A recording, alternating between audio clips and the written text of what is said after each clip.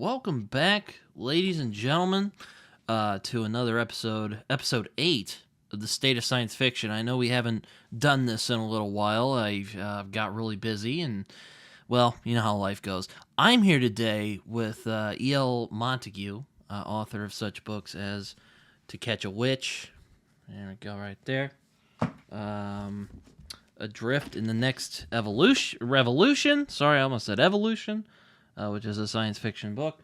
Okay, I'm going to put that down. And we got Heirs to a Flawed Creation, which is another science fiction book. If I recall right, I think it takes place in the same world. Same world, different focus. One is told from the point of view of androids, and the other is told from the point of view of humans. And Seaward Secrets that he just gave me recently, which, again, thank you for that. Yeah. I actually released that book a little over a week ago.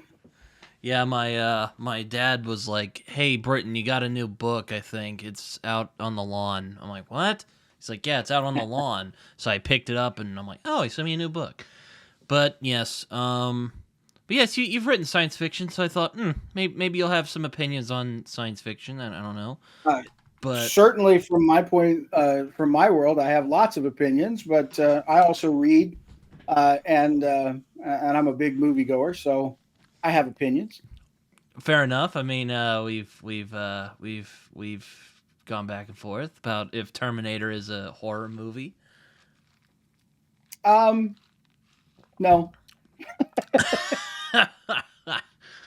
No. Terminator's not a horror movie. It's a science fiction. Well, yeah, it is a science fiction movie. I might have changed my opinion on that. I might be guilty of that. No, I've thought of it as a science fiction thriller from the beginning. Fair enough. But yeah, no, we're here today. I'm glad we could make it because, in all honesty, I was starting to get nervous we wouldn't make it. I was like, oh no, we're running out of time here in November. But it is the 22nd. It is, at least as of recording of this, today, about 60 years ago. JFK, he got shot in Dallas. I've been. Was it the 20th? No, it is the 22nd. I've actually been there. Yeah. I've been to the Grassy Knoll too. Obviously, I live in the Dallas Metroplex, but even before I lived here, I had been to the Grassy Knoll. So I didn't realize it was November 22nd. Shame on me. My American credit just went down a little bit. It's fine. But yes, we're here to talk about the state of science fiction. My non sequiturs out of the way. But I'm glad you can make it. I'm glad I'm here too.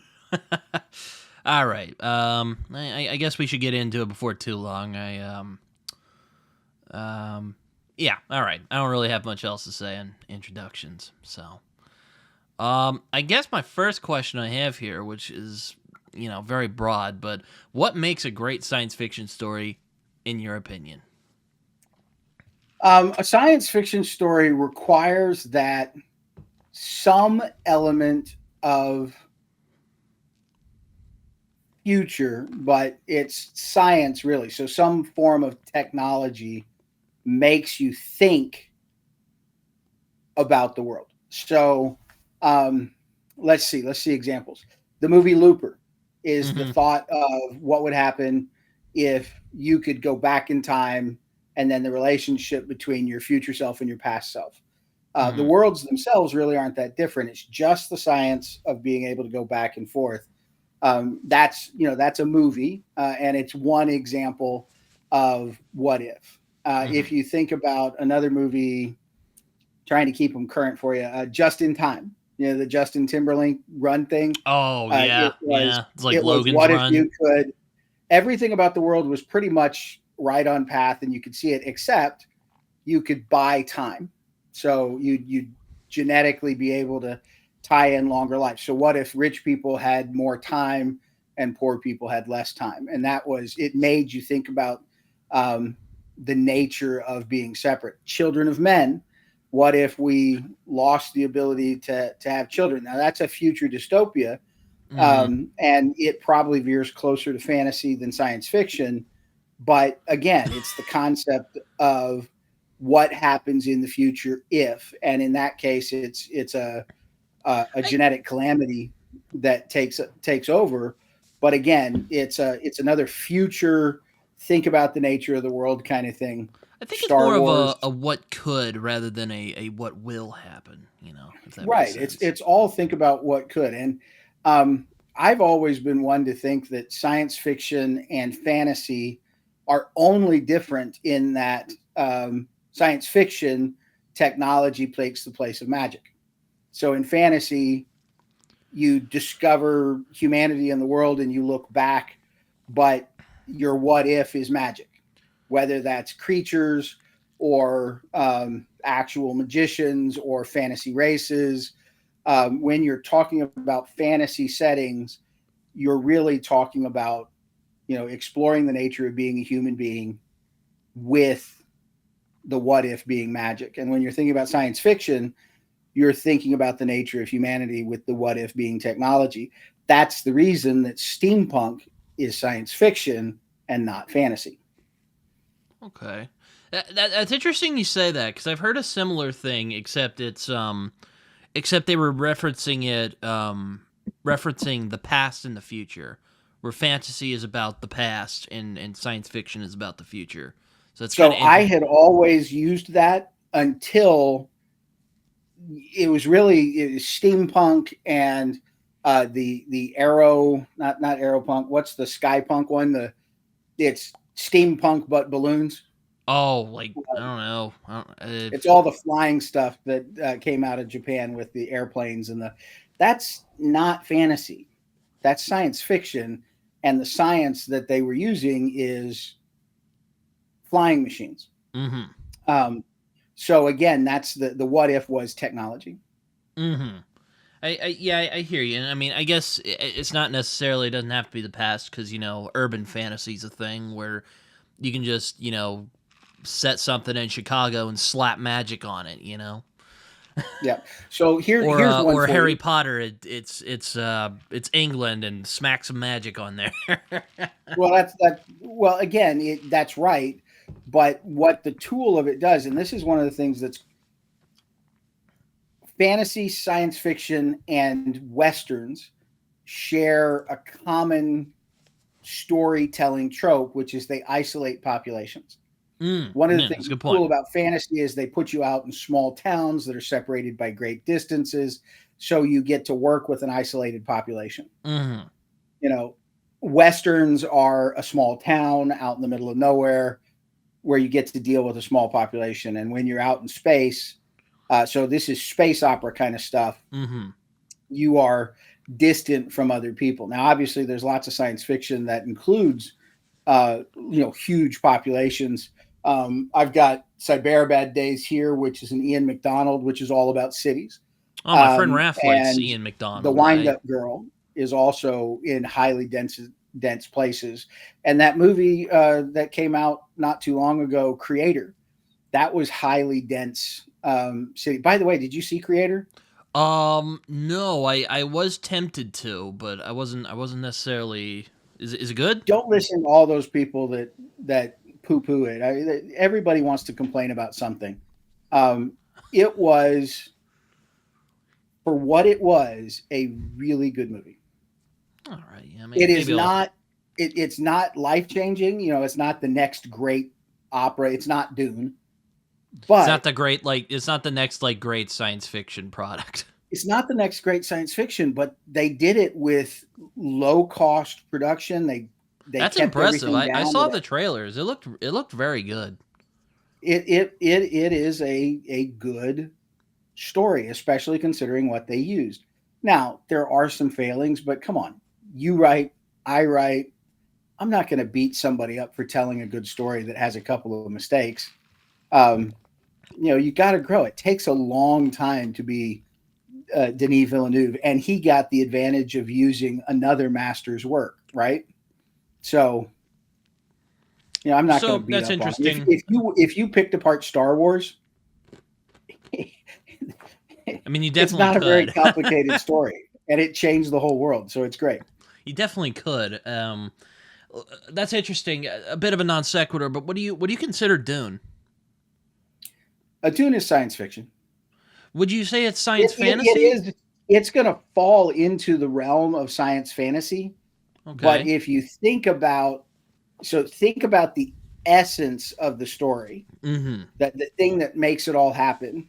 Spice is required to make these magicians that can do high-end math to travel the world. If you Mm-hmm. didn't have the universe spanning empire, and you didn't have the great armies, and you didn't have all the technology, then the story doesn't happen. There's no story to do without space travel. So space travel's the thread. It's a science fiction. Okay. Yeah. I mean, It I've is heard I've heard exploring the I've heard concept of rich and poor. I've heard interesting arguments both ways. Where some are like, oh, it's science fiction. Oh, it's science fantasy. Oh, it's a bit of both. So I mean, I'm not really a stickler for things, but I find that kind of interesting. So how about this? Okay. It is a fantasy story Mm-hmm. told on a science fiction body, Fair enough. I'll give you that. which makes it a Kind of like science Star fantasy. Wars a little bit.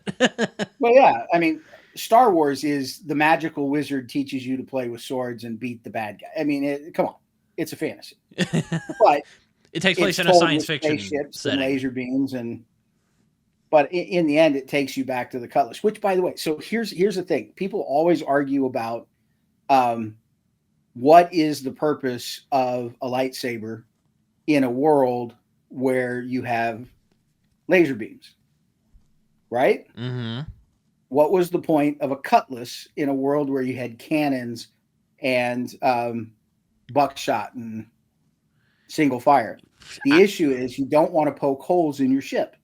Yeah, that's a good point. You don't want to do that. So why would you have a lightsaber? To pull the damage into a restricted space. That's fair. That's fair. I mean, it's I I mean, always thought that lasers were stupid in space because all it takes is poke a hole through the other guy's ship and everybody dies.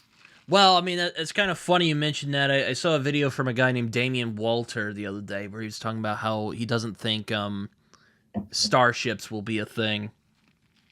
Oh, starships are totally going to be a thing. Elon Musk is proving right now starships are going to be a thing.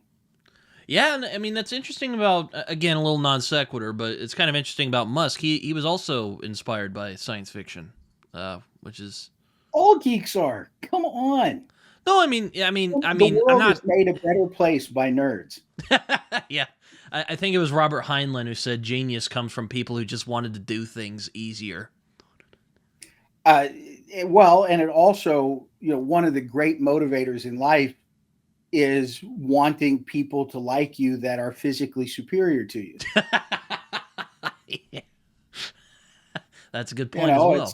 There's lots of guys that sit in their room and study and read and all the rest of that, and they want the pretty girl to like them and the big guys to look up to them. Mm-hmm. And They want to be having be $1 billion respected. is a great way to do both.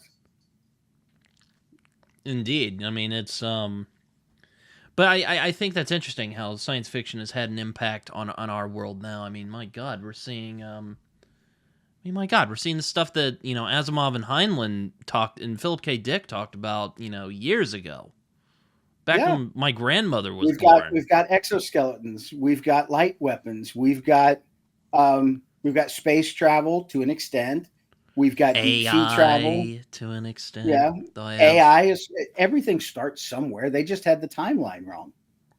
I have gripes because technically it's not sentient, so it's not intelligent. But I digress. Yes, but so here's the thing: is AI is not self-driven yet. So there hasn't been It's a gonna be scary singularity. when it becomes. Yeah, we just haven't hit the moment where it becomes self-aware. And that's just a matter of computing power. I mean, you get to a certain point and then it happens. We're just not there yet, but computers are pretty darn incredible. And I'm old enough. I mean, you're old enough to have seen it, but I'm old enough to have really seen it. Where computers were in the mid 1980s to where they are now, Yeah, I it mean, revolutionary, world changing. I grew up in the era just as the internet was beginning to blow up. Like I remember like old phones, like you would dial them, and Well, I so remember that was those. what I was going to say. Are you old enough to really feel the difference between pre 2007 and post 2007? Oh yeah, Because yeah. I was in because first grade in 2007 was the 2007 though. iPhone, and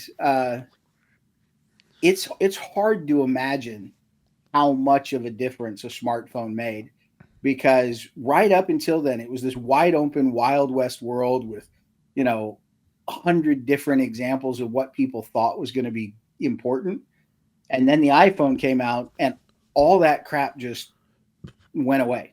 Nobody cared because the smartphone was the standard. And we're Mm-hmm. at that point again. We're going through the growth of technology I that mean, something's going to happen and it's going to change the world. here's my phone. Yeah, here's mine. It's taken a lot of damage, but it's it's my phone. Yeah, but here's the thing. Even poor kids have got one of these in their pocket. It's now such a normal part of life I know it's that nuts. everybody's walking around with more computing power than it took to go to space all the time. I know it's nuts. I mean, in a And good what we way. chose to do with it is broadcast um, YouTube, and when you get right down to it, it's YouTube, games, and pornography, and I always feel bad for like the older science fiction nerds because I imagine they grew up, like, ooh man, I can't wait to see what technology does, and then we get the internet and we're still being idiots. well, I mean, see, so here's what I would. there's been a lot of great changes and stuff. I mean, we got the Tesla car, but there's a lot of people doing dumb things as well, and you're just like, oh my god. So what I would say is, if you were to go back and find all those geniuses from like the 1920s, which, by the way, sometime if you want to look into something interesting in science, look at all the greatest minds and see that they were all in like the same 6 block radius, or in the same 2 year, 3 year period in the 1920s. Like they were all in Austria, and they were all not Austria, Switzerland, Austria or Switzerland. I can't remember which one, but they were all in the same city within a 6 block radius. They had apartments and went to school and learned, and then they spread out from there. It's really wild. But like Freud and Oppenheimer and Albert Einstein and Max Planck, and it's like a list of 25 or 30 of the great minds of the 1920s. All lived in, I think it was Zurich or maybe Berlin. Berlin would be Germany, not Austria, or Zurich would be Switzerland, right? I mean, it's kind of I'm not. I think you're right. I'm not sure. But I think you're right. I was thinking If Germany at you look it first, up, but I think it's somebody's done a Switzerland. map, and they've got the little area in town, and they're like, "This is Albert Einstein's apartment, and he was down the street from Max Planck." And so they like, these guys would see each other and talk and share ideas, and then end out in other places and do other things. It was really incredible, and that stuff happens again. But if you were to take that whole cadre of people that changed the world and came up with nukes and changed physics and all the rest of that, and you were to drop them in the world today, they would be both disappointed and amazed. They would see some of what we do and just be like, "Oh my God, the world is so much better." And they'd see some of the other stuff that we do, and they'd be like, "God, it just never changes. We're terrible." Yeah, no, good lord. I mean, if Oppenheimer were, I mean, I saw the Oppenheimer movie, but if Oppenheimer were here, I mean, my God, he'd probably be like, "Thank God we didn't blow ourselves up." Oh yeah, Yet. he had very legitimate concerns, and for a while, I mean, the nuclear scare was real for a reason, because there were a lot of people that were like, "Yeah, let's just drop the bomb." Um, Thankfully, the right, cooler minds prevailed and all the rest of that. But Thank God. um, it was a real thing. Yeah, no, it's but yeah, going back to science fiction though. I mean, it's interesting. I mean, making a great science fiction story. I mean, I think you have. I think you're right about technology. I was, I was gonna say speculating about the future, but it's a good point about technology. Well, so think about other types of stories Mm, that are future placed, but they're not based on technology. mm-hmm. I mean, those two are valid. Like the movie that got all the terrible reviews right now about Metropolis, or Oh yeah, um, walked out of that or movie. the old one. Right? Yeah, I mean, sure, technology's in it, but those are really, they're like logical extensions of where we're going into the future. And they picture something 50, 20, 100 years in the future, but they're not using technology as the example. Um, so here's a question for you.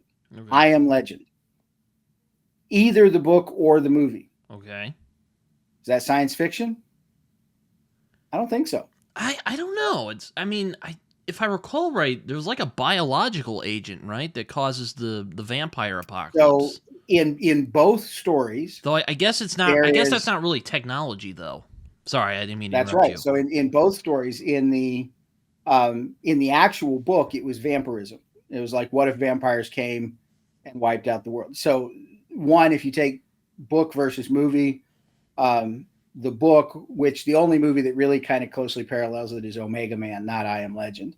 But if you take that one, it's a really interesting story about humanity. And I highly recommend it to anybody that's out there. It's not, it's an old read. I mean, you read it and you can tell that it was written in the 60s, but it's an interesting study of humanity. And if you go to I Am Legend, it was a biological event happened that killed most of the world, and those that survived became, you know, fast zombie monster pirate, vampire kind of things. Um, but in both stories, the concept. So, have you read? Do you understand? Yeah, Have yeah, you read the I've book? read it. Yeah, So, I mean, the whole I like point of I Matheson. Am Legend is what happens if you're the last one that's normal. Because if you remember, the premise of the story is he went out and killed vampires at night or Mm-hmm. during the day. He'd go out during the day, find vampires, stake them through the heart, and kill them Mm-hmm. because he was trying to preserve the world that he came from.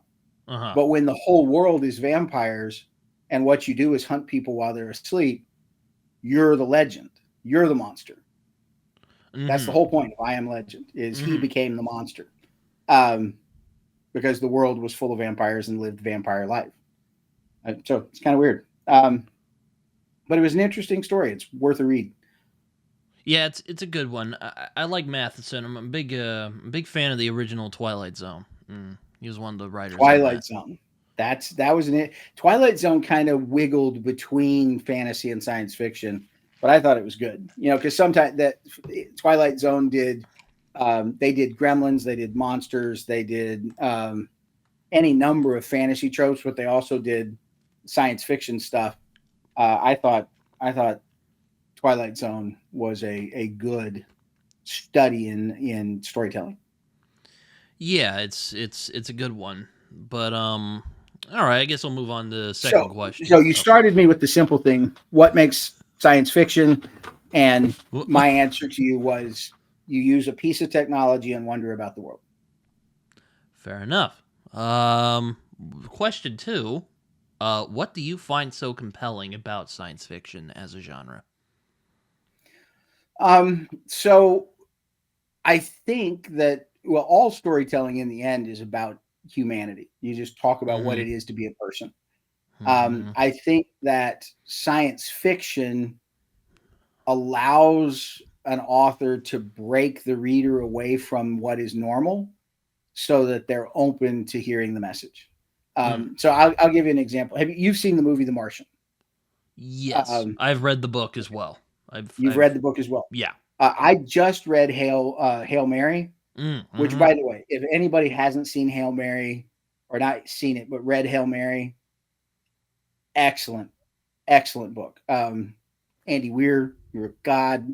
Every time I read your stuff, the biggest problem I have with those stories is that I read it and I go, I can't do this. I'm sitting there reading his book and going, I should just give up. I can't do this. I can't do this. He's doing it so easy. And what he does in those stories is he gives you a logical premise, Mm-hmm. and then he starts building on it. And he gives you everything need to know to do science, but it doesn't feel like you've learned a lesson. He gives you just a little tidbit, and then he takes you to the next step and gives you a little tidbit. And by the end of it, you're actually talking about hardcore science. He does math in his books, and it doesn't feel weird.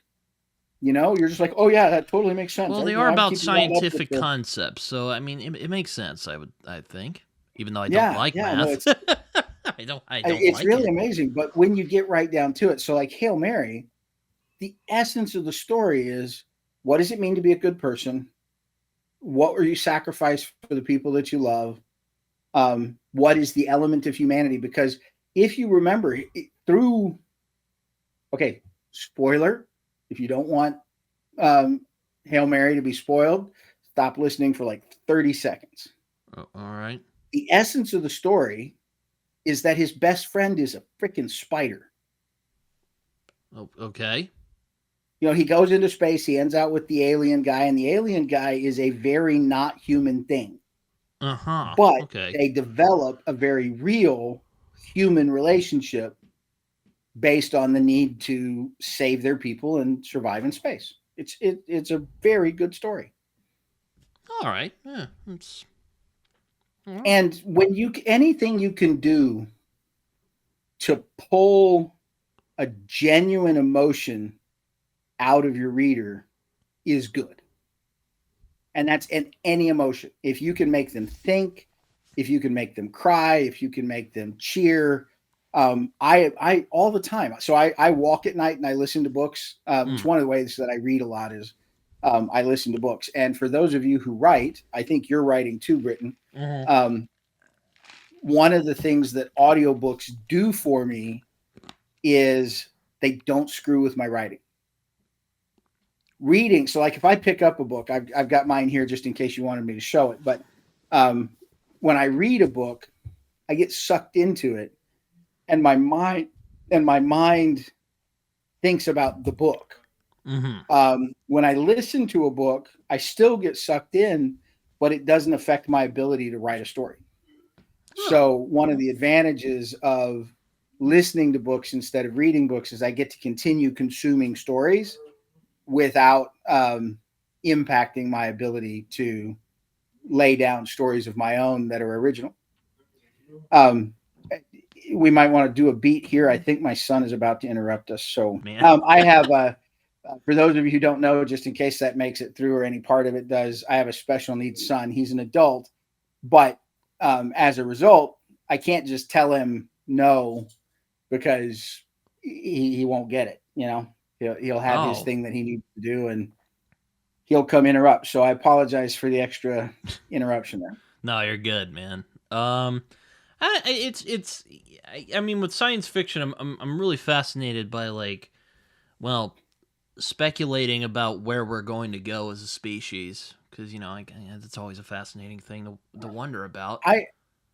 I think so, but in the end, it really comes down to they're human stories. Because if you can't make it something that a person can relate to, you're going to lose a lot of people. Because there's only a few people that can really just get lost in a science story, because they have to be able to understand the science and keep up with it, and the human connection makes it real. As an example, I listened to, I did not read it. I wouldn't have been able to read it because it was too hard for me. But the Three Body Problem, by Jin Li Zhu, I think is the way you say that. Mm-hmm. Anyway, I don't Three know how to Body pronounce Problem. It. That's a lot of hard math. If you do the story, it's a very popular. Lots of people liked it. It has pokes at it pokes at the communist revolution in China.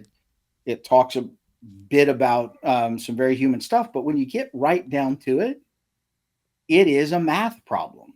And it's a big, long story about how do you save the universe from things that might happen in the form of advanced mathematics. And it's really hard to get into for me.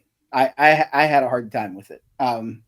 I don't doubt that it's a great story and that some people really love it, but for me, it was hard to Yeah, I it was mean, hard to get into. yeah, I mean, a lot of people call science fiction the literature of ideas, and I mean, it definitely I there's. think that's fair. I mean, ideas are a big part of science fiction, but like a lot of the science fiction I really enjoy is the ones that are conceptually interesting, but also have that human element. Right. Um, I mean, I mean, Ray Bradbury, you know, Jeff Vandermeer, Philip K. Dick. Well, all the you're naming the great science fiction guys of the 50s and 60s, but yeah, they're that all their stories are human. All but what I I'm would just tell you naming is off some of my favorites. stories, all so let me give you an example. Another science fiction, um, excellent science fiction. If you haven't read it, Victor Vinge, A Deepness in the Sky, and it was a duology. There were two of them. It was a Deepness in the Sky, and I can't remember the name of the second one. But they were stories told from the point of view of an alien race. Again, crustacean things. So they Why had do they like very spiders so much in science fiction? Like, well. This is the science fiction attempt to make something very different from us, make something truly alien. mm-hmm. And the most alien thing to a human would be a spider, a crustacean with an exoskeleton and a soft, squishy middle, and a bunch of different eyes and a very different way of seeing the world. Um, so it helps to play with the otherness of a story. But I mean, when you think about it, you're either going to have a mammalian that's a lot like us, a blob, or a crustacean. There's not a whole lot of variation there. I guess you could have birds, but even then, if we're going to relate to them, they would have to have some sort of um, element of connection. Actually, in Andy Weir's book, so the one that I was just talking about, Hail Mary, Mm-hmm. one of the things that he points out is they ask, how come we can relate to each other? How is it that we bumped into each other at all? And he made the supposition that you can only encounter an alien that is very like you. They have to be at about the same level of technology. They have to be at about the same level of advancement, because if they're significantly below you, you won't even recognize them as an intelligent species. And if they're significantly above you, they won't recognize you as an intelligent species. So you have to kind of land at a like place or within the range to acknowledge one another in a meaningful way. And so that limits the number of things that you can have as a valid alien species to interact with. Mm. Yeah, because I don't know if you read Adrian Tchaikovsky. I have not yet, but apparently in his series, there are also spider alien creatures. Yeah, it's one of the popular tellings. As a matter of fact, I mean, if you go to Robert Heinlein's Starship Troopers, they were fighting spiders. Oh yeah, yeah, yeah, yeah, yeah. Well, Um, they weren't actually spiders; they were spider-like, um, but yeah, and so well, and Ender's Game, they were fighting yeah, spiders. yeah. I'm not a big fan of Ender's Game, but yes, that's true. They did fight spiders in that one. Yeah. So anyway, that's the call out there. So again, what makes something science fiction? Its technology is the idea that makes the story come together. And then why do I think uh, it's popular or it's attainment? Is it allows you to separate yourself from your regular day so that you can explore a human story. Well, yeah, I mean that's kind of the point of fantasy and science fiction. I think it was Well, it's the point of most I think it was Tolkien stories. who said it. It was to escape. Oh yeah, we love to escape. So so there's one other thing that is true, um, and we didn't give enough credence to. Both science fiction and fantasy has a very significant portion of the fan base that loves world building. Mm-hmm.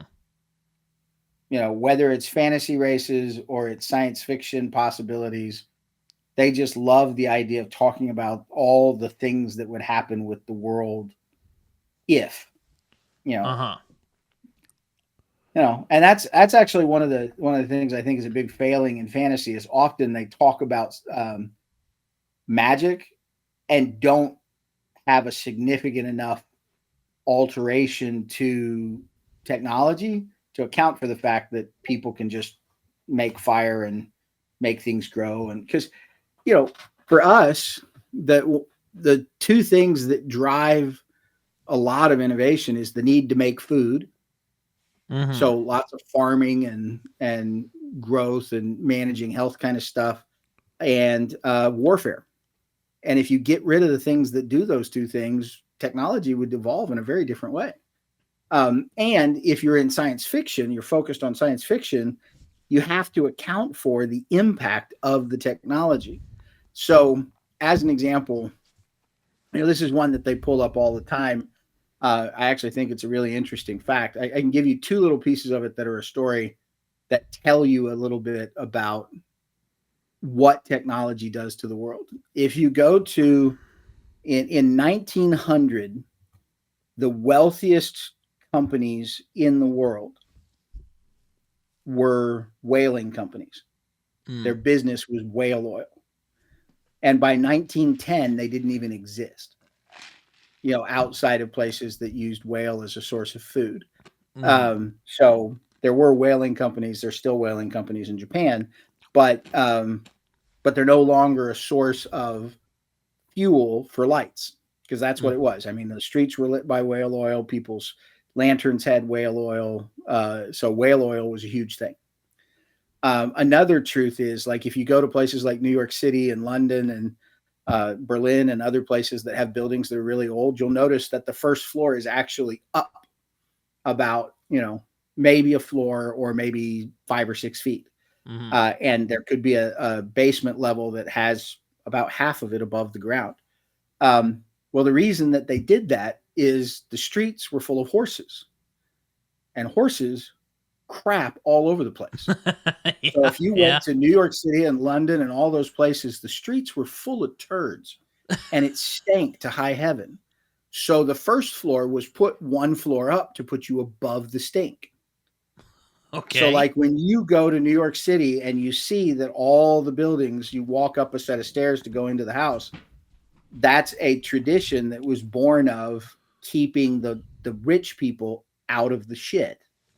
Um, and then if you look at any building that's been built since the 1920s, they're down, the first floor is on the ground, and that's because of cars.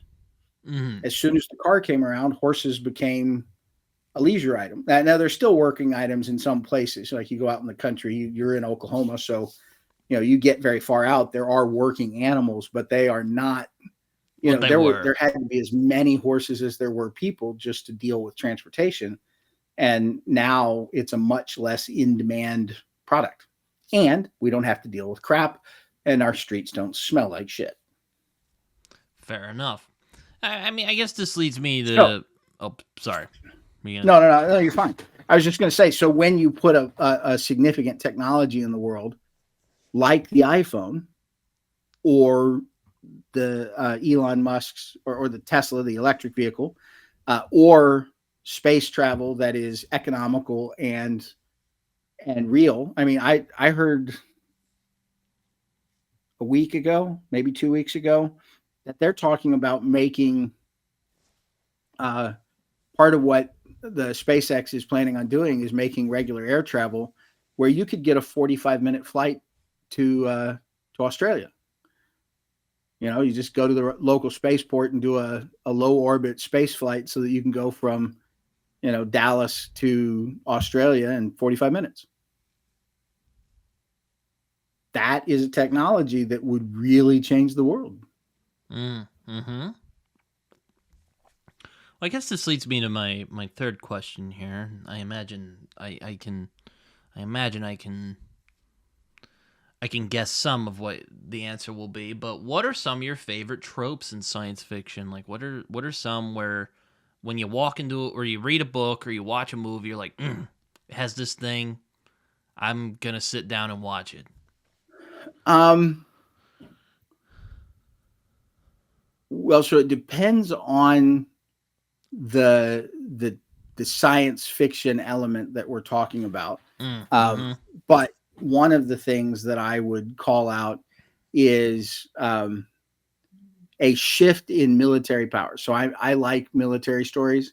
Mm-hmm. And one of the things that happens is when you have a very powerful force that runs the whole world, and then a smaller player comes up with a leap in technology, and then to watch the friction that happens when the little guy is all of a sudden in power. So you see the tumbling of society as the underdog becomes the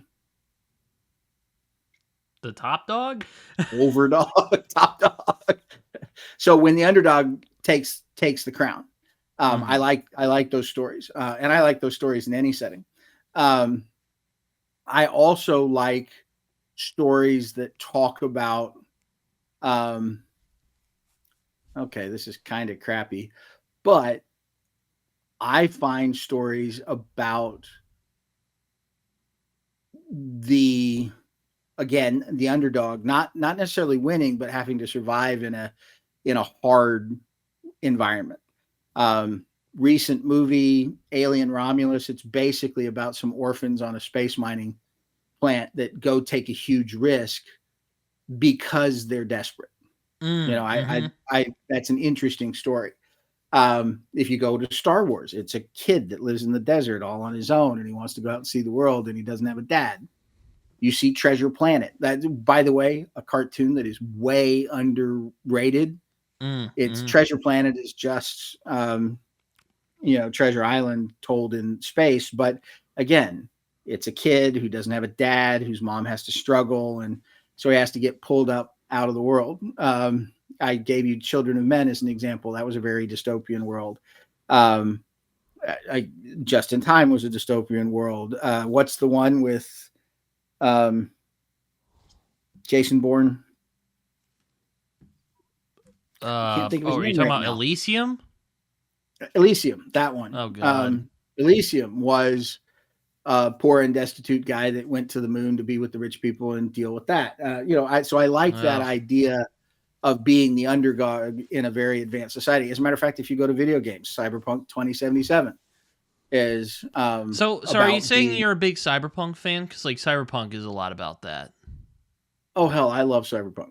I like Cyberpunk. I like anime. All that stuff. Now, see,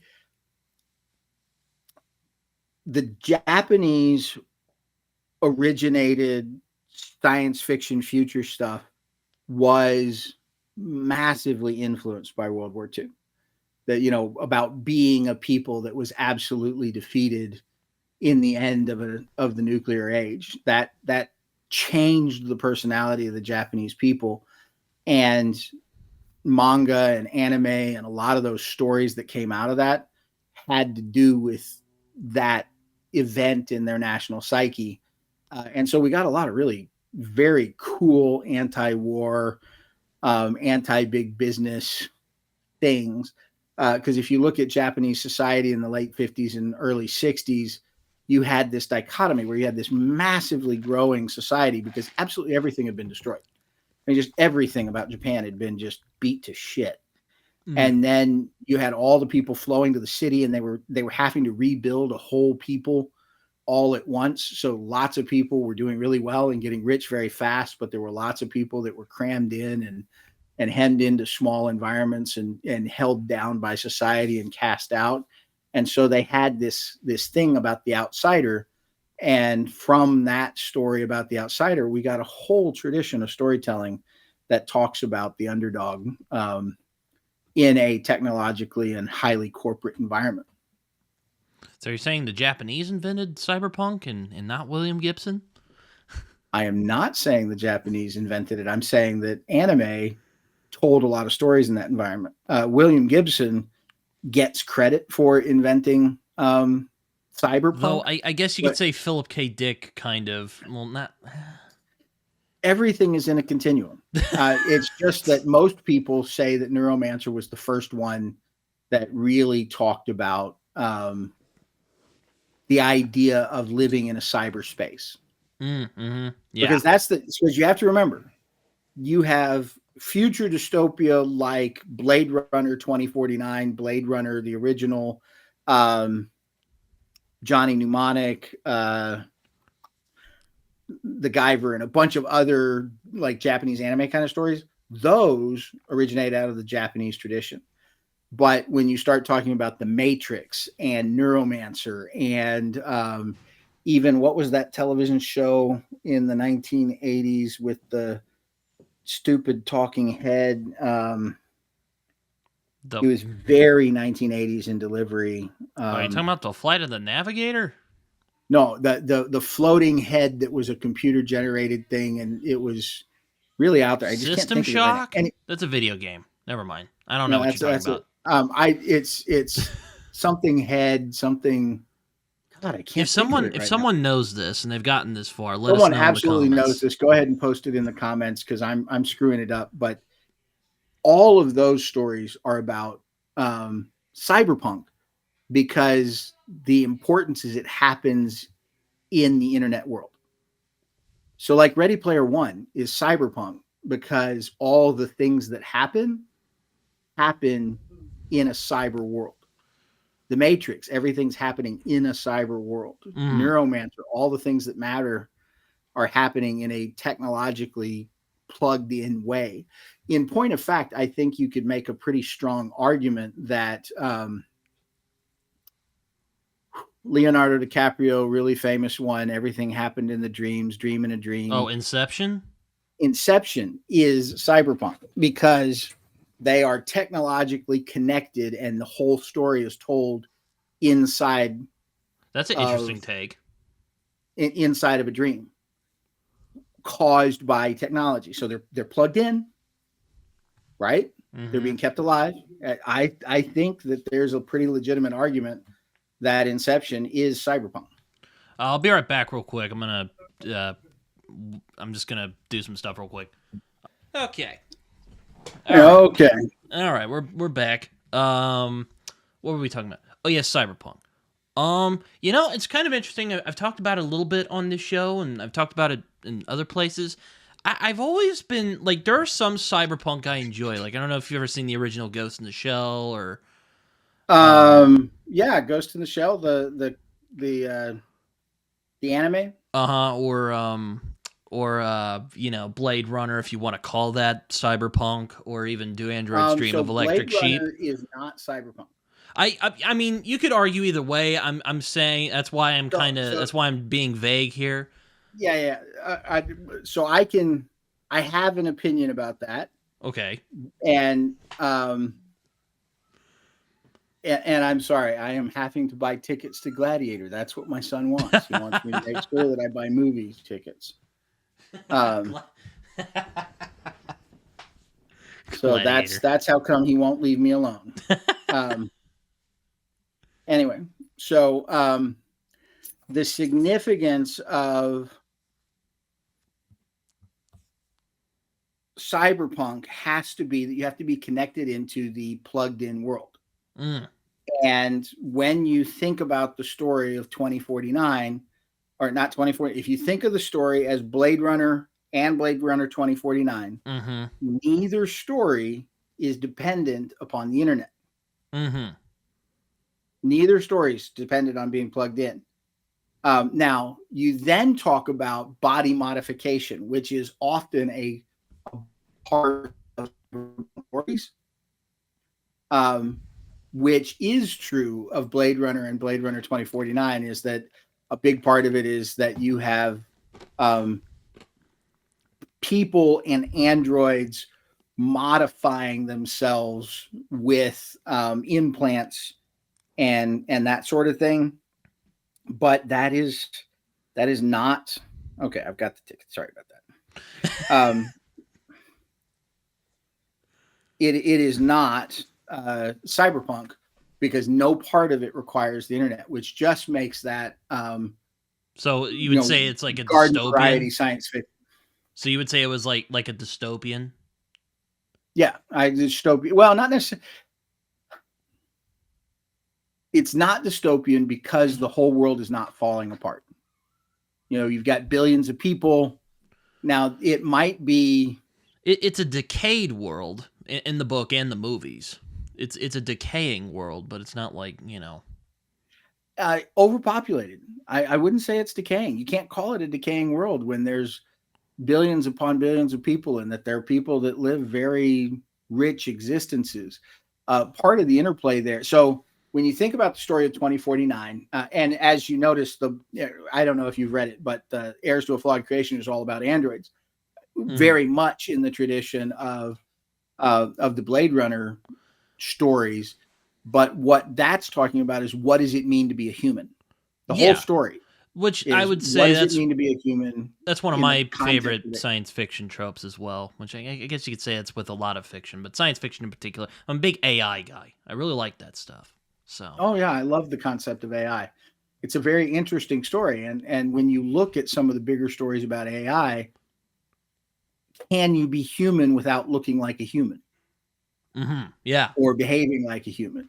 Yeah. And what I would say is that Blade Runner and Battle Angel Alita are in the same tradition, whereas Cyberpunk 2077 and The Matrix are in a different tradition. They brush up against each other. They share some of the same tropes, but they're not the same. Sure, yeah, and all that to say, I was gonna say, like, I've always been like, I mean, transhumanism.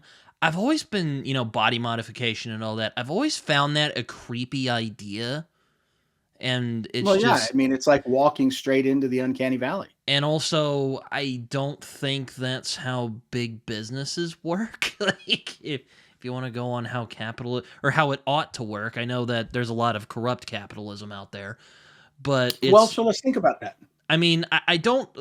Before we talk have about examples. Like, I don't think like a business could supplant a government. Now, I'm not saying it hasn't happened. I mean, Are you kidding me? There's like the West India Company, but that's like corporatism, though. Yes. A corporation could absolutely replace governments. 100%. Not even a question. That's even what a banana republic means.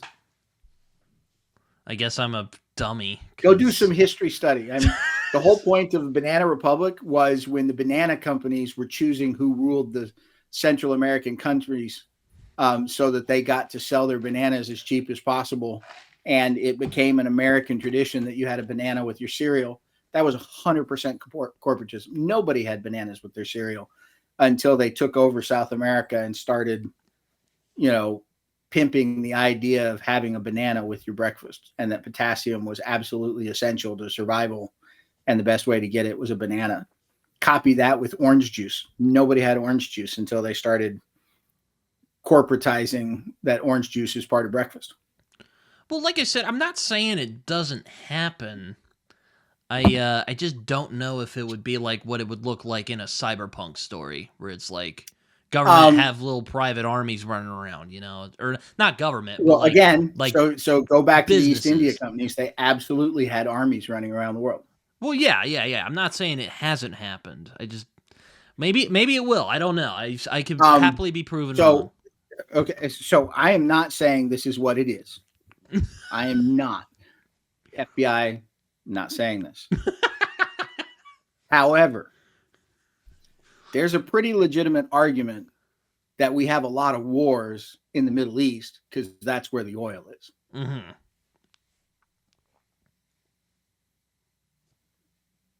Well, yeah, I thought that was already established, though. Yeah, who's funding those wars? America? Yeah, where are all the oil companies? Yeah, a lot of them are America? in, America, but Okay. also So, and then you can make the argument that there's a lot of wars going on right now that are just there to support the military industrial complex. They get poor if people stop murdering each other. well, yeah, no, it's As what was that movie? Nick Cage, Lord of War. oh yeah, yeah, I remember that movie. Murder is big business. Yeah. Anyway, what I'm trying I to hate to take you down a dark road what there, I'm but trying I mean, to what I'm trying to say is all this stuff that's going on right now isn't going to happen in the future. well, Come on. yeah, well, Star Trek would I'm only be real if they had NASCAR stickers all over the Enterprise. all, yeah, like that. all the people that paid for this adventure in the Wild Wander. I'm trying not to get into the what bothers me about science fiction. I don't want to get into that today because that could be a whole video on its own.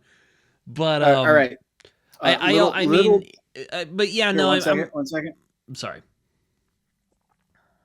I think he's opening a There can. you go. I just had to open a soda so that I didn't give you a big pop. I was about to say, I think that's what he's doing. Which, by the way, without being an advertisement, this stuff is delicious. the Christmassy Sprite stuff with the winter spiced cranberry, good stuff. No, but like, I don't know. It's like, just like, I don't know. Just transhumanism, I think is kind of creepy. It's just like I can't do it. So transhuman is kind of creepy, and it's kind of not. So let me give you two examples. Okay. Real happening right now. And I probably get myself in trouble for even saying this, but oh no. LASIK surgery and boob jobs. Oh well. Don't give me that. Hold on. I'm thinking. Hollywood, I'm thinking. Downtown Houston. Come on. I didn't think of it like that. I'm not saying it's unrealistic. I'm just saying Brazilian I think it's Brazilian butt lifts. I'm just saying it's personally a creepy idea to me. It's absolutely a creepy idea, but the next time they dig up the wealthy people of our society, they're going to find a bunch of parts that don't go away. Mm-hmm.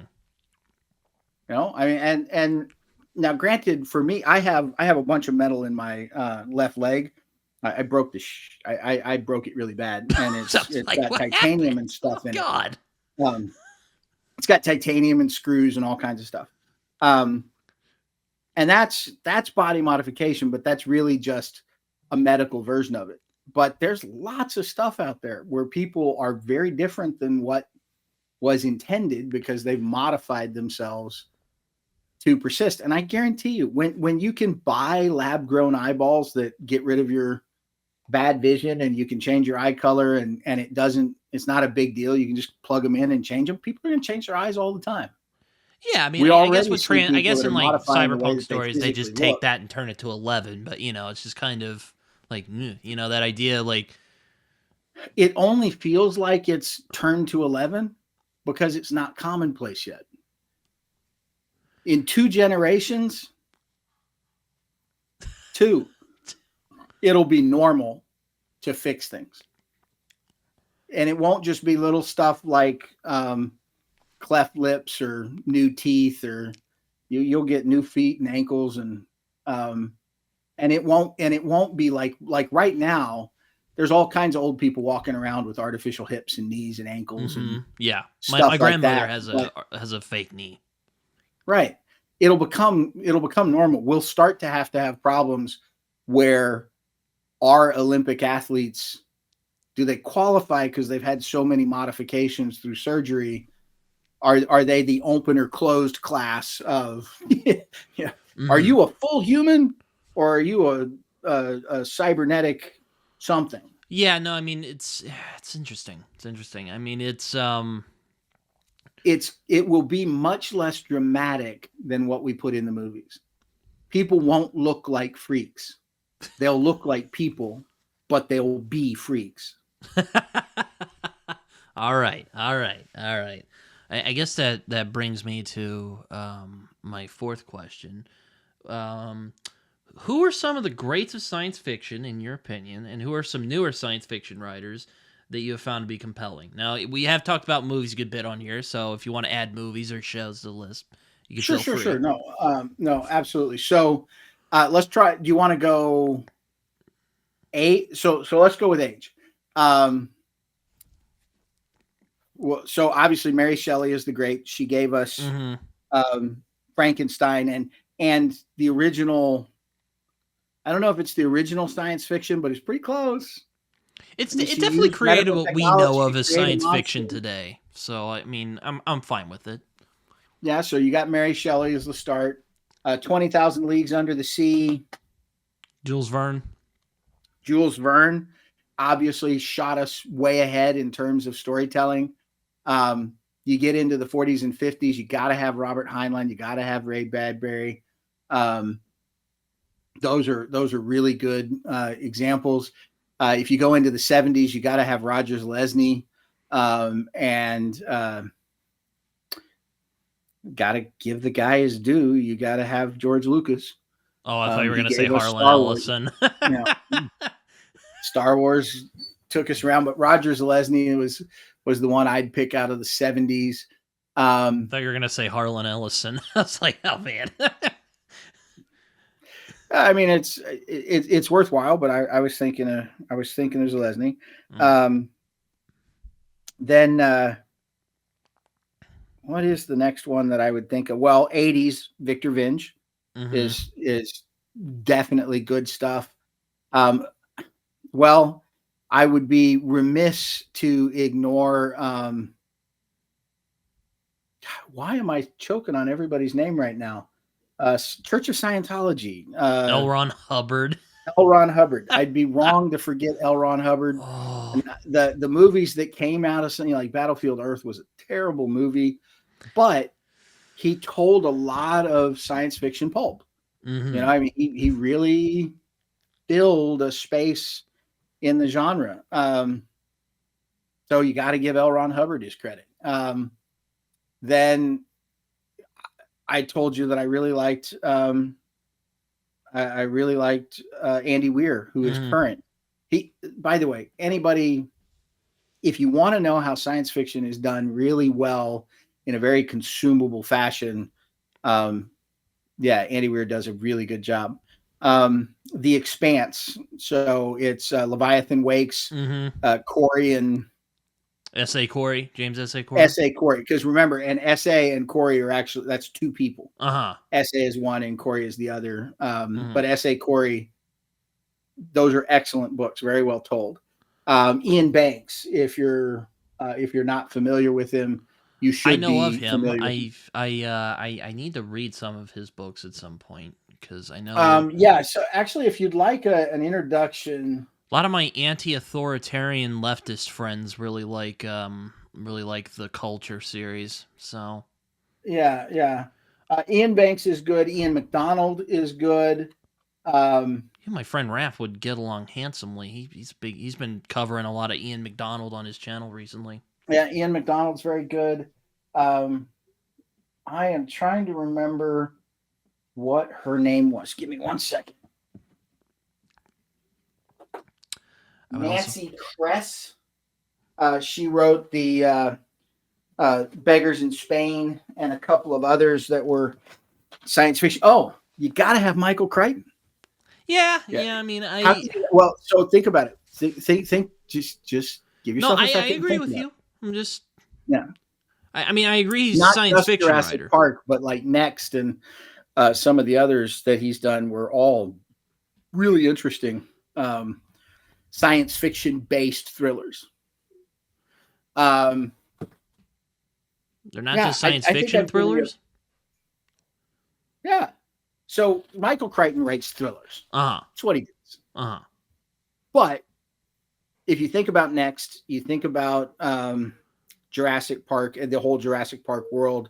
And what was the one that was the biocrate? Was that Next or was that? I've only read Jurassic Park, and the Andromeda Oh, strain. and Andromeda Strain. Obviously, that's an interesting science fiction story. But no, he does one that's about biological warfare. I think that's What would Andromeda happen? strain because Well, so he's told several about it, but Andromeda Strain, the concept, as I remember, is in Andromeda Strain, it was it was an delivered outbreak. from outer space, whereas Next and a couple of others are about warfare. Yeah, I mean it's yeah. I mean I do respect Crichton a lot. I think he's better than people give him credit for. But he's kind of one of those writers like Chuck Palahniuk. Like once you get an idea of what his style is, you're like, all right, yeah, I can. Okay, so let's be really straight. We're all writers. You find your recipe, and then people don't go to Pizza Hut for steak. So I'm sure that Pizza Hut in its original form was just really good pizza. And then it was the sit down restaurant pizza when I was a kid, but now it's just Pizza Hut. There's nothing wrong with that. They sell a lot of pizzas. Sure, I So mean it's I'm not gonna crap on Michael Crichton for writing no. books that I people mean I'm love. not. The genre people love him. Did I just lose you? Oh no, you just kind of Oh, you froze. spazzed out a little bit for a minute. Yeah, that might have been me. I apologize for that. But yeah, so I'm certainly not going to crap on anybody for writing something popular. Sure, I mean I'm not trying to do that either. I'm just this is my personal opinion at the end of the day.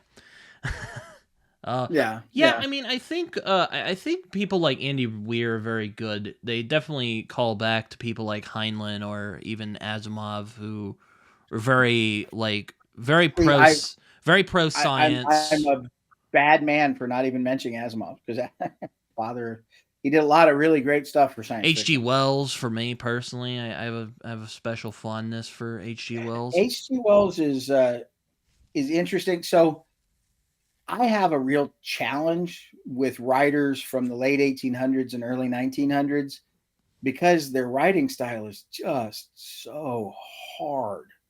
They're the essence of their stories is pretty cool. They've got some really interesting things to say, but man, that 1800s 2.5 pages paragraphs and just run on sentences and big words and hard to love. Oh man, I'd say Time Machine's one of the great science fiction stories of all time. Time Machine is one of the great science fiction stories of all time. Um, Let me see. But there's another one. I mean, We'll yeah, we'll call that we'll call that a good list, but there are others. There are plenty of others that deserve some attention.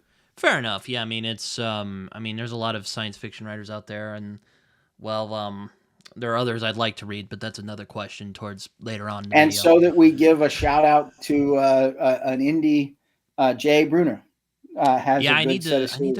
I need to read him. Yeah, very consumable. Joe Byrne, very Yeah, consumable.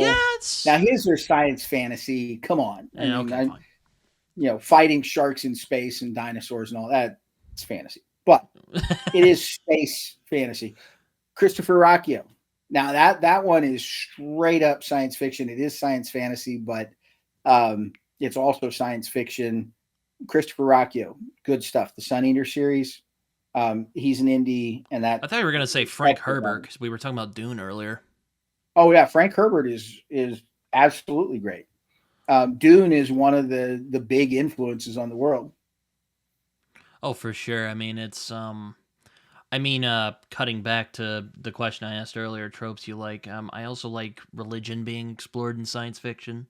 You see Oh yeah, that with Heinlein and Herbert. I mean, I'm not as big on Dune as some other people, but I do enjoy its depiction of religion because if there's one thing that really bothers me about a lot of science fiction is the Star Trek idea that we'll just outgrow all that nonsense.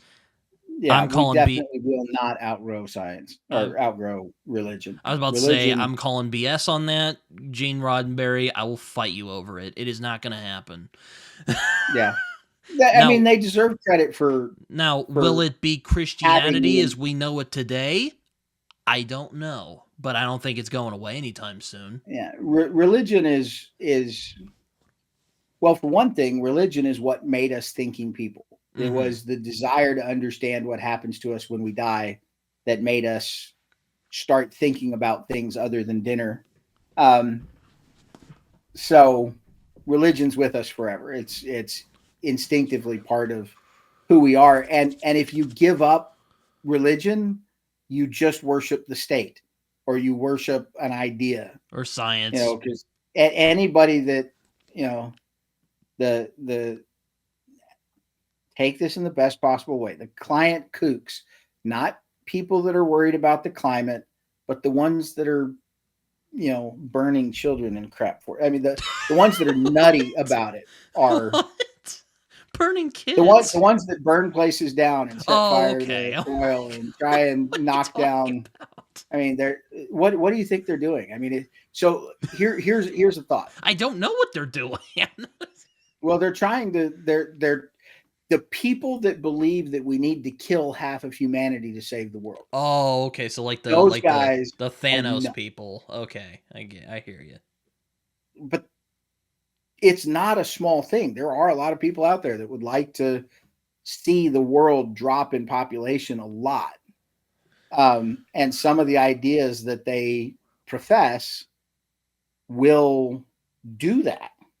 I'm one of those people that believes science fiction teaches us, and history teaches us too. But part of what science fiction does for us is it shows us the way that technology can make it possible. We don't have to have a barren, destroyed world to grow and move beyond into the stars. We can have both, and it's Mm-hmm. technology that's going to allow it to happen. Yeah, I mean it's yeah, I agree with you. I mean I hope we don't blow ourselves up. I mean it's kind of a miracle we haven't, to be honest with you. But It is. It is. I mean, an accident may get us someday, but the thing is, we're like cockroaches. We'll blow ourselves up and hide in caves and figure out how to come out and still get around.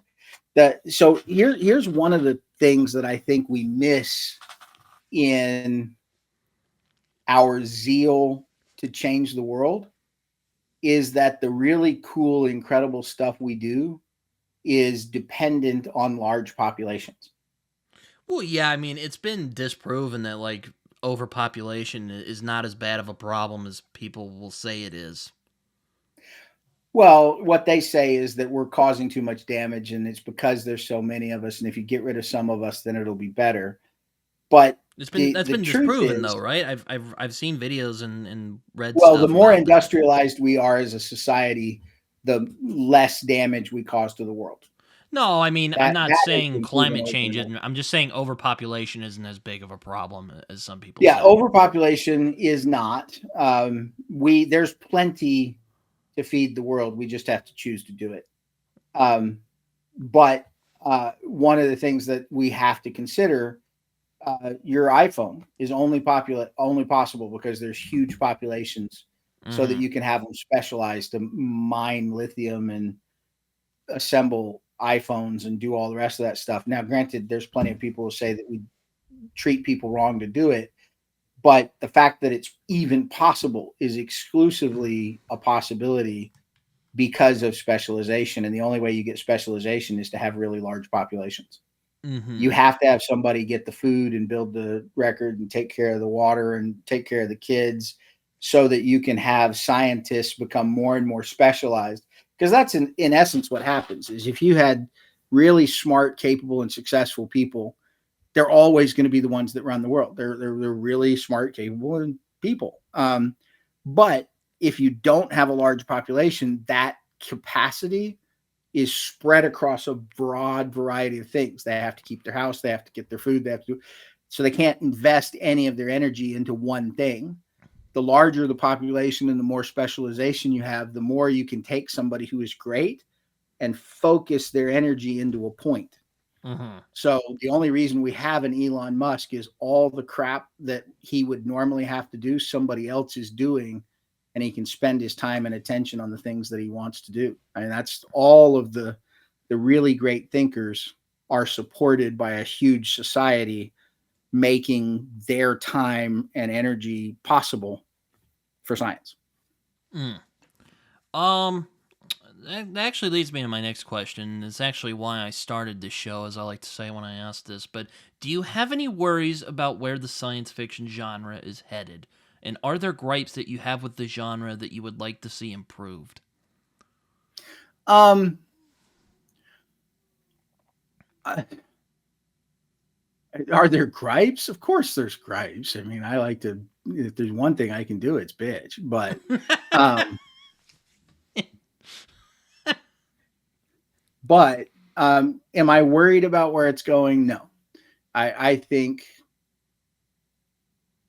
the messiness and the crap that I hate and all the rest of that stuff is part of growing. I think that as long as we are free to tell the stories that we want to tell, there will be things that succeed that are stupid, and there will be things that succeed that take us down blind alleys. But sometimes that crap that we don't like is the answer. I don't want to shut off a story. I don't want to tell somebody, don't tell that story that you're telling, because it's entirely possible they're discovering the new path and it's just ugly because it's weird because you're not used to it. And maybe they're going to open a door that's awesome. So I don't want to do that. I want all the stories. I want the good stories and I want the bad stories and I want the stuff that I disagree with. And I want people to tell me that I'm the stupid one and all that stuff. I want it to happen so that we get the possibility of genius. The more that we shut down the conversation, the less that we get the good answer. Now, there's a crap that I don't like. Okay. I don't like preachy. I don't Okay. like people telling me that there's only one way. And I don't like people, blaming me or you or anybody else for everything that's wrong in the world. And I don't like excluding people. I think that, so the excluding people, I think we have spent 50 years trying to make up for 500 years or 5,000 by bringing people in. And I think we are at risk of shutting people out in the name of inclusion. Mm-hmm. And like I said, I think that we want more stories. We want the old stories. We want the new stories. We want all the ideas, because in a healthy environment, the strong win. You put it all out there and then the cream rises, So give me the stories, give me the stuff that I think is terrible. And if you say something that is awful and atrocious and we shouldn't consider, I'll say, hey, that's awful and atrocious and we shouldn't consider it. But I defend to the end your ability to say stupid stuff. If I don't let you be wrong, none of us can be right. Fair enough. I mean, where I came up with that question is because I've noticed, and you could blame a lot of this on marketing, but I've found that there's like certain series and books that I've seen where it kind of are indistinguishable from each other, if that makes sense. 100%.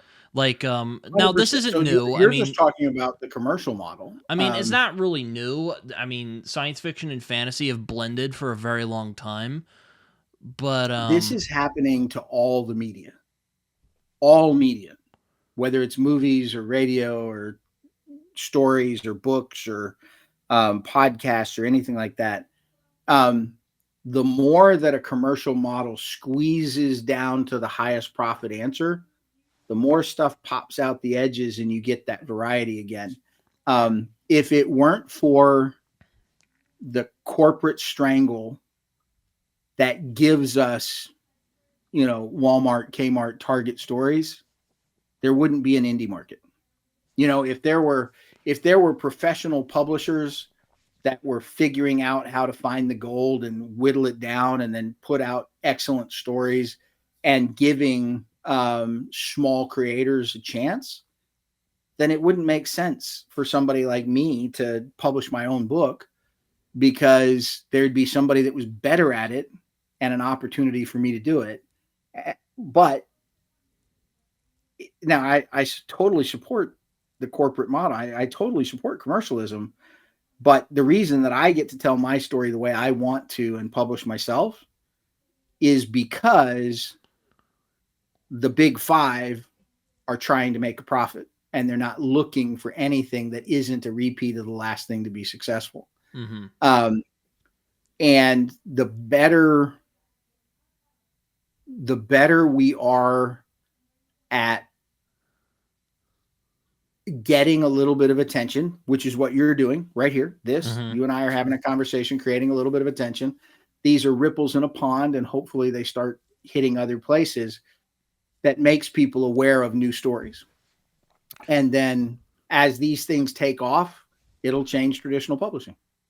Sure. I mean, I guess it's more of a wondering, like, and I've seen this around people asking about, this with other authors, not even just science fiction, but, Sure. I do sometimes wonder, like, where is the next, Ray Bradbury or Philip K. Dick or, Robert Heinlein. And I guess you could say people like Jeff Vandermeer and Andy Weir are kind of in that range, but, it's kind of... I mean, it's going to be a Christopher Rocchio or a Crystal Matar, or one of these indie publishers that's doing great things is going to turn out the next big thing, and then it'll become part, and then it'll get co-opted into traditional publishing. As soon as you put a big enough dent, they're going to absorb it. But the popular story is going to win, and they're always going to be trying to go for that. Because when you think about a corporate model, the really big global trade houses, they are gambling, trying to get the one winner that pays for their year, and there's only so many Harry Potters. Everything else is an imitation, and they're trying to bottle lightning. And so they'll spend their purchasing budget to buy 100 stories for the hopes of getting 3 that'll make the year. I mean, that's fair. I mean, they're super risk averse. And of course, they're also purchased by editors that their job depends on them picking the thing that's going to make a difference. And so think about yourself in your own job, in your own life, and you've got a house and you got a family, you got kids, and you got to pay for the vacation and all the rest of that. You're given 2 stories, and one looks like the story that sold 1 million copies last year, and the other one is this really great story that you love, but you've never seen. Sorry, I'll just cut. Geez, I'm just cutting a couple things out today. But no, that's okay. Where'd you lose me? You were talking about traditional publishing, this one story that's like other stories, and then there's other stories that are okay. So we can go back to that. So imagine that you are an editor. And you've got a family, and you've got kids, and you've got to pay for a vacation and all the rest of that. And then you have 2 stories sitting before you, and you've got one that looks like the thing that sold 1 million copies last year. And you got another that is really cool thing, but you've never seen it before. And you're going to get fired if you don't choose the right one. Where's the safe bet? McDonald's has sold 80 billion hamburgers for a reason. And it's not because people are looking for the next great, unique, very different, special experience. It's because they want something that's comfortable and happy. Hence, you get a Happy Meal. I mean, you sell tons of things that look a lot the same because people are comfortable with it. The real trick is to make a space for the new idea so that it can blossom and grow and be successful. And I think the indie market does a great job of that. You just have to get the word out there that indie experiences are worthwhile. Fair enough. I mean, I guess it kind of is interesting that something like Sun Eater got published, because, I haven't read Sun Eater, but I've heard it's very, what's the word I'm looking for? Cerebral? Cerebral. We'll go with that. a mix. It's a big story, Mm-hmm. but it's very well told. The Sun Yeah, Eater though, like Chronicles are from really what well I've done. seen, it does look very like epic fantasy-y. Nothing wrong with that. It's absolutely epic fantasy on a space-based technology framework. Fair enough. I mean, there's literal lightsabers. You know, Yeah, but nothing it's wrong with also them. all about space travel, and it talks about time dilation, and it talks about um, being put to sleep for a long period of time, and it jumps world to world, and so it's science fiction. I mean, fair enough. It's just, It's like Joe Abercrombie in space. okay. That's a good pitch. Um, Yeah, no. So I think science fiction. There are things that will bother me no matter what, no matter when.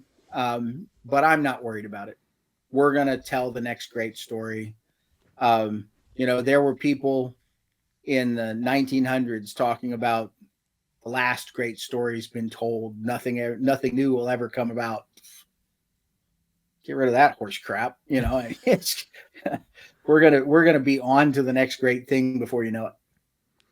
all right. So, I mean, moving on to the next question is more of a, personal question, I guess. But are there science fiction novels that you would like to read in the future? Oh, well, I have considered reading Beyond Dune Messiah. I've only read the first couple of books in Dune because my understanding is they just get weird after that. So I might like to look back. Um, I have been on a run of trying to read wide instead of deep. So I'd like to go back and look at more Andy Weir just because I've read The Martian and I've read Hail Mary, and both of them were excellent. I would like to do some more of that um, because they are so well done. I am considering giving Jinji Lu another run because while Three Body Problem was kind of hard for me, um, my understanding is that I should give some of the other books a try, so I will. Um, Obviously, I have not finished S.A. Corey's series. Mm-hmm. Um, and the truth is, I have been judging um, the Spiffbo? SPSFC, the Space Bow. So Oh, not Space Spiff Bow, Bow. but Space Bow. And I've read some good stuff in there. There's some authors in there that are worth giving a read. And so I've got three more books that I'm gonna finish up that I will enjoy, and I am I am looking forward to seeing what comes out of that contest. To look at some of those authors, and the cream will rise to the top. So as we get to the top, there we'll do good. One of them is Mike Molman. You may know him. He's one Mm-hmm. of the two in Bald and Balding. And I enjoyed The Haley Traveler. I thought it was great fun. He's about to publish another science fiction, so I think I'll probably give it a chance and hopefully enjoy it. I enjoyed the first, so I don't see why I wouldn't enjoy the second. Um, but yeah, I'm gonna give those. Amber Toro's Umbra. I I've only heard one iffy review, and everything else has been really positive. So I think I'd like to give that one a try. It does appear to be a space-based kind of romanticy thing, but I don't know. I'll give it a try. We'll see. Um, so that should all be good fun. Yeah, I mean, there's definitely ones I'd like to try, like Samuel Delaney and Cameron Hurley and Ian McDonald, and I could go on. Um, Ian McDonald and do Ian Banks Ian as well. Banks as well. Yeah, And I'm going to confess, I have not read Hyperion, I but just I read have it. I just purchased. read the first one earlier this year. I mean, it's pretty good. Well, I have purchased it, so it's on the TBR in a I can touch it fashion. So my I goal mean, will it be wasn't to like the Star Trek meme where the black guy is like, "Oh," the red shirt guy goes, "No." it wasn't like Right. that, but it was good. I enjoyed it. It's really So I'm going to give Hyperion a shot. That's another one that's out there. Um, yeah, I think those are the ones that are top of mind. But I make an effort to read. When I read, I do fantasy, science fiction, and history. Well, and thrillers. Um, I like thrillers too. So that's fair.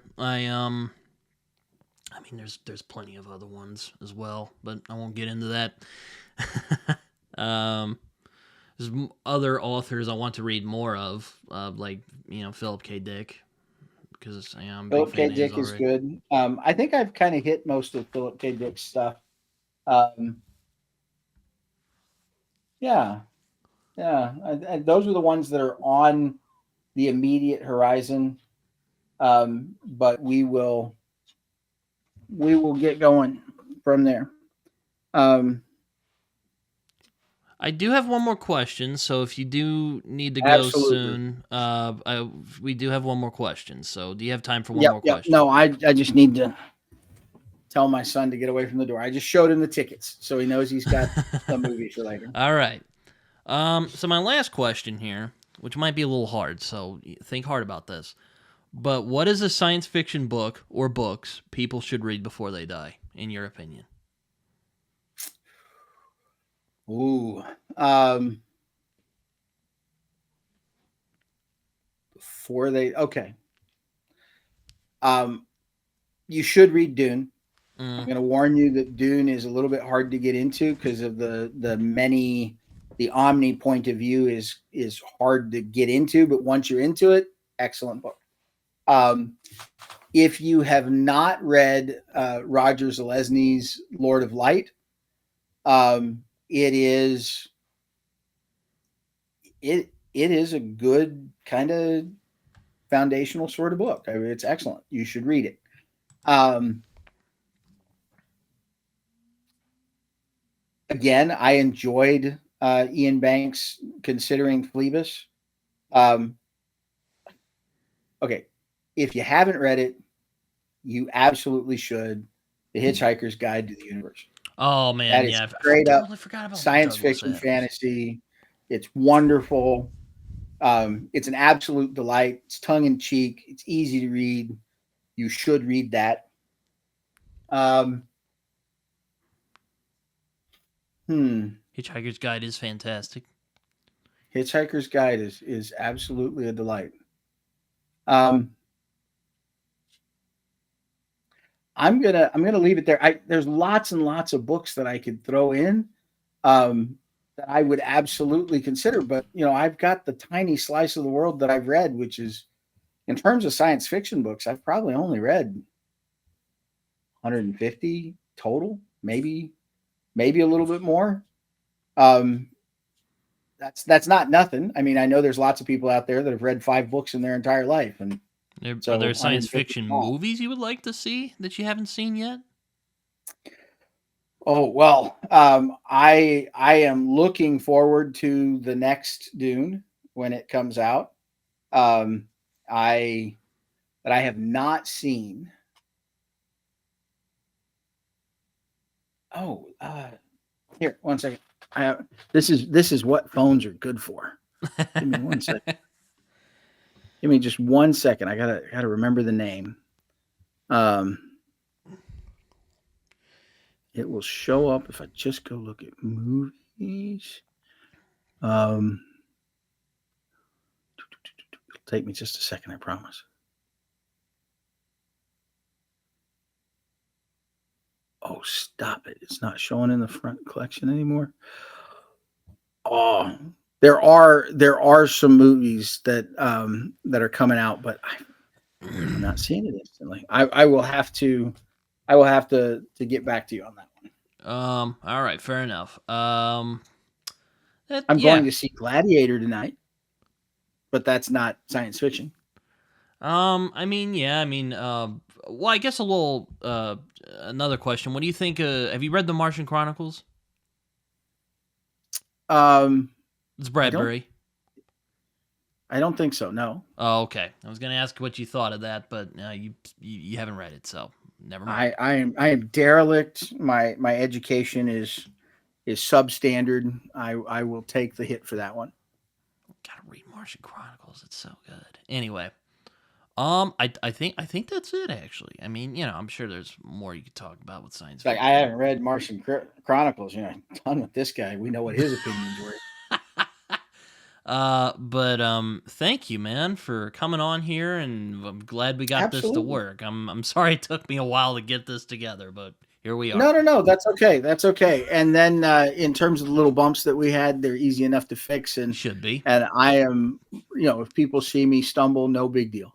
Fair enough. As I like to do for the end of these things, if you have social media, feel free to share them. So E.L. Montague, you can find me. You can find me over YouTube. You can also find me on Twitter, X. You can find me on X. I'm out there again.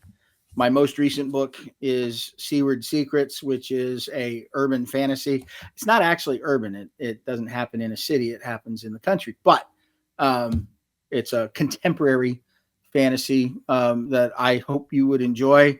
There will be another book from me in the near future. As you and I have talked about in the past, Britton, I write relatively fast. So I was very surprised getting. Hold on, let me show you guys my copy. All right, I showed it earlier. What am I talking about? But like, yeah, I just got this in the mail like yesterday, either yesterday or the day before last. And I'm like, my God, man. well, it 100% true statement. I wrote 2 novels and a novella this summer, and I'm about a third of the way into a thriller, which I hope to have written by the end of the year. And it's my intention to put something out in February. Fair enough. All right, this was fun. Yeah, Um, well, and until next time, I hope you guys enjoyed. This has been the State of Science Fiction. Thank you again for joining. happy to do it.